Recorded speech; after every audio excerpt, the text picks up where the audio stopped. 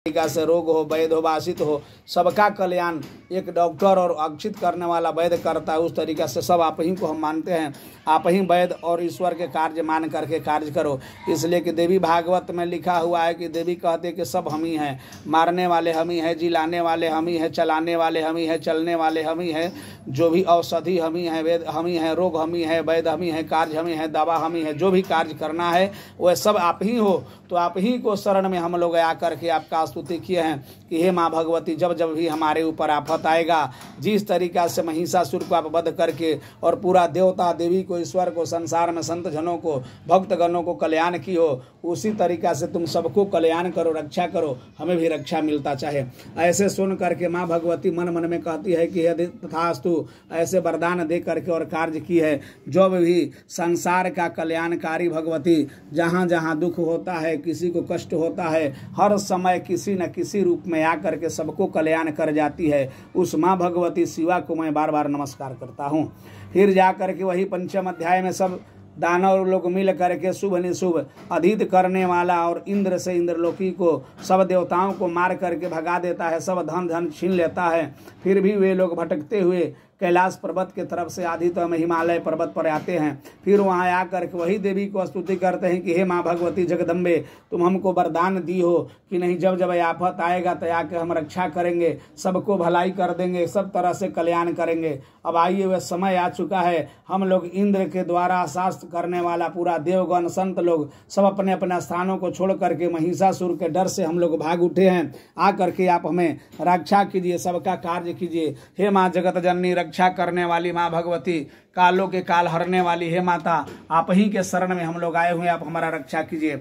उसमें कार्य करता है अधीत करने वाला देवता लोग कार्य किया कि हे प्रभु, अधितु कल्याणम सर्वे शांति भवितहम, नमो देवो महादेव शिवाय संतन नमः, प्रकृत्याम भद्राम नित्याम समताम रुद्राय शेन्दु रूपाय सुखाय संतन नमः, देव रक्षितम कल्याणकारम या देवी सर्वभूतेषु विष्णुमया शब्दिधा, नमस्तस्यो नमस्तस्यो नमस्तस्यो नमो नमो या देवी सर्वभूतेषु विश्वचत्नाधिपतये, नमस्तस्यो नमस्तस्यो नमो नमो या देवी सर्वभूतेषु शांतिरूपेण संस्थिता, नमस्तस्यो नमस्तस्यो नमस्तस्यो नमो नमो या देवी सर्वभूतेषु रक्षारूपेण संस्थिता, नमस्तस्यो नमस्तस्यो नमस्तस्यो नमो नमो या देवी सर्वभूतेषु जगतरूपेण संस्थिता, नमस्तस्यो नमस्तस्यो नमस्तस्यो नमो नमो या देवी सर्वभूतेषु मातारूपेण संस्थिता, नमस्तस्यो नमस्तस्यो नमस्तस्यो नमो नमो या देवी सर्वभूतेषु जगतधारिणीरूपेण संस्थिता, नमस्तस्यो नमस्तस्यो नमस्तस्यो नमो नमो या देवी सर्वभूतेषु क्रांतिरूपेण संस्थिता, नमस्तस्यो नमस्तस्यो नमस्तस्यो नमो नमो या देवी सर्वभूतेषु लोकारूपेण संस्थिता, नमस्तस्यो नमस्तस्यो नमस्तस्यो नमो नमो या देवी सर्वभूतेषु कृष्णरूपेण संस्थिता, नमस्तस्यो नमस्तस्यो नमस्तस्यो नमो नमो या देवी सर्वभूतेषु जगतधारिणीरूपेण संस्थिता, नमस्तस्यो नमस्तस्यो नमस्तस्यो नमो नमो या देवी सर्वभूतेषु कष्टहरणीरूपेण संस्थिता, नमस्तस्यो नमस्तस्यो नमस्तस्यो नमो नमो या देवी सर्वभूतेषु जगद्रूपारूपेण संस्थिता, नमस्तस्यो नमस्तस्यो नमस्तस्यो नमो नमो या देवी सर्वभूतेषु कत्यानिरूपेण संस्थिता, नमस्तस्यो नमस्तस्यो नमस्तस्यो नमो नमो या देवी सर्वभूतेषु मातृरूपेण संस्थिता, नमस्तस्यो नमस्तस्यो नमस्तस्यो नमो नमो इंद्राणि मधिस्त्राणि भूतानि चाखिलेषु या भूतेषु संतन तथैव व्याप्त देवैः नमो नमः। जब इतना स्तुति लोग किए, देवता लोग को स्तुति सुन करके उसी समय गंगा नदी में स्नान करने के लिए माँ पार्वती जा रही थी।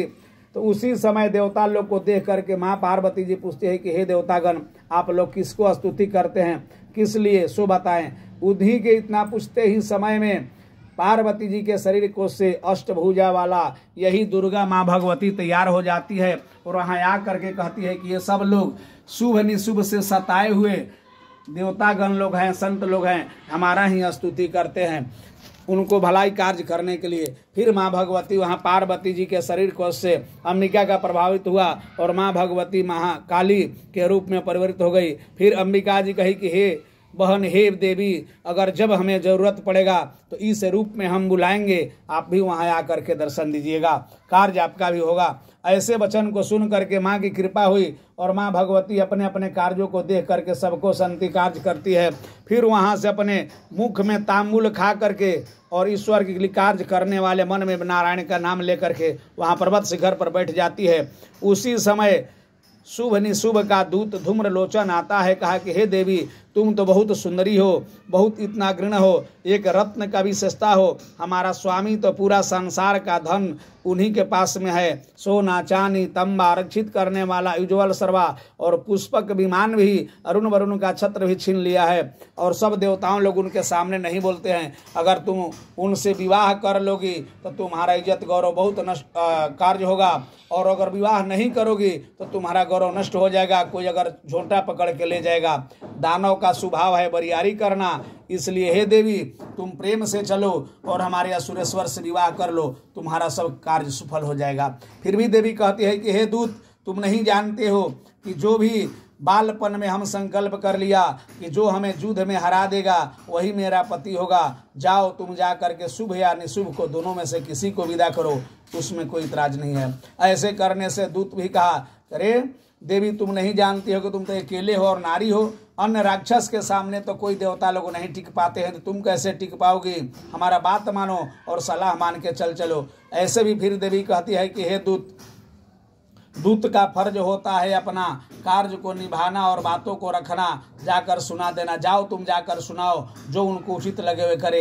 इतना ही देर में सर्व कल्याण करने के लिए फिर दूत जा करके शुभ निशुभ से कहता है, शुभ निशुभ गुस्से में लाले लाले भावे करके कहता है, करे दुष्ट नारी जो भी हो, जाओ जा करके अगर प्रेम से आती है तो लाओ, नहीं तो झोटा पकड़ के खींचते हुए ले आओ। फिर वहां से सुग्रीव दूत आता है और बहुत सा सामग्रियों को लेकर के पूरा धन आरक्षित करने वाला अस्त्र शस्त्र हाथी घोड़ा पर आकर के चारों तरफ से देवी को घेर लेता है। कोई धर धर, कोई मार मार, कोई पकड़ो पकड़ो करता है। इसी वास्ता को देख करके मां भगवती गुस्से में आकर के तीक्ष्णता बाण को चला देती है। फिर अपने में ही आपस में कट करके हुकार शब्द लेती है। हो शब्द लेते ही 65,000 सेना जल के खाक हो जाते हैं। इसी कार्य करने के लिए देवताओं को मन में संतुष्टि हुआ। आकाश से फूलों की वर्षा होने लगी, देवता लोग नगड़ा बजाने लगे, अप्सरा लोग नाचने लगी, देवी की जय हो, देवी की जय हो, ऐसे घोषणा चारों तरफ होने लगा। प्रेम से बोले मां भगवती की।